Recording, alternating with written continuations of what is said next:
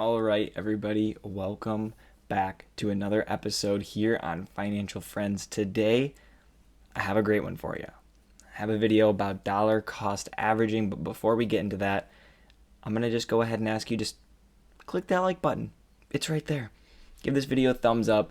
It helps the channel out. If you would have done it now, it already would have been done.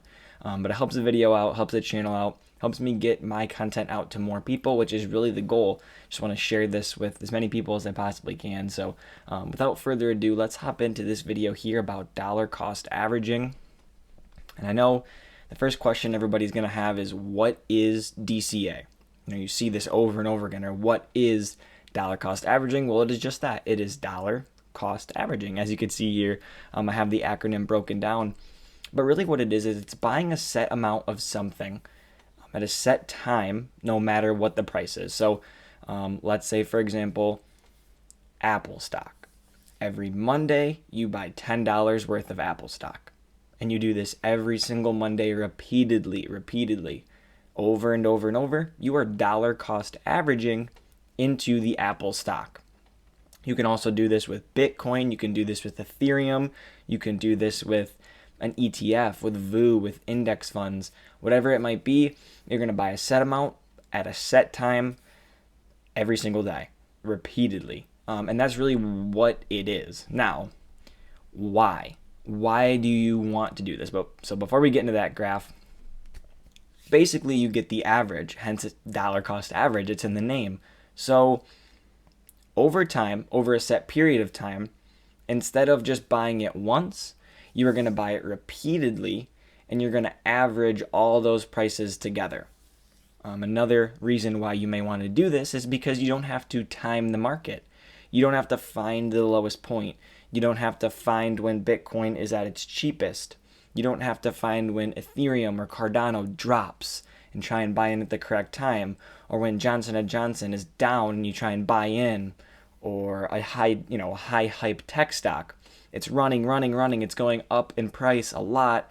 You're not sitting around waiting for that price to drop. Instead, you're just going to get the average.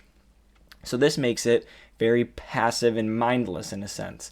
You don't have to do the homework and the research on the price action. There still is homework and there still is research, don't get me wrong. But in terms of the price action, you're not concerned. Now, dollar cost averaging is best done in longer term positions, not necessarily in short term positions, but we'll touch a little more on that later. So, why would you dollar cost average? Here is the graph. Let me blow it up, make it a little larger. Why would you do it? Well, in this example, you can see here a lump sum investment of $8,000. So let's say you have $8,000. You know you're going to be investing $8,000. You have two choices: all at once or divide it up. So here we go. We start off with whatever stock this is. We're going to call it stock A. So stock A is $10. You put all $8,000 into stock A, and in 8 months' time, stock's $10 again. You have made nothing, 0%, which is okay, but you've made no money. Now, if you decided to dollar cost average, you would have invested $1,000 that first month at $10. Another $1,000 at 14, which might seem bad. You're averaging up. It means you're growing your position. So when you purchase in at a higher price than previously, the average price of the position goes up. Thus the term averaging up. But then you buy it at $9 the next month. Then $13.50. But then you get it for a steal at $8 and $8.50 and $7.50, and then again at $10. So the reason why you do this is, as you can see, your average cost was $9.61. The average price, $10.06. You've now made 4.07%. Because you didn't just purchase everything at 10, hold it till it hits 10. You purchased at 10, 14, 9, 13.50. Maybe this person was sitting down at breakfast on the first of every single month, and they made the purchase right at 9:30, and they went about their day, and it took them about 30 seconds to hit buy. That's it. That's why you dollar cost average, because even in a market that's fluctuating, you can pick prices, or you can pick the stock up for prices where then it may run up a little bit and then drop. So you pick up some more and it runs a little bit. Maybe you buy at that peak, but it drops more, you get more. So this is the reasoning why we do this. So zooming back out just a bit, how can you do it? Well, you can set up a reoccurring buy, which is a position that, or in an app, kind of like a system where, you set up your bank account information and it automatically pulls money from your bank account and purchases that stock on a set day or set time or whatever it might be. Or you can do this just like the example I just used. Every single morning, every Friday, every Tuesday, every, whatever day you pick, whatever date in the month, maybe it's the second day of the month or the 25th day of the month. It can really be completely up to you. You can sit down and make the purchase yourself manually. And again, how you're doing this is generally purchasing passive investments and researched planned buy and holds. So maybe a company like Johnson & Johnson, you want to get into this company for the long term, you want it for the dividends. So you go ahead and you make a purchase.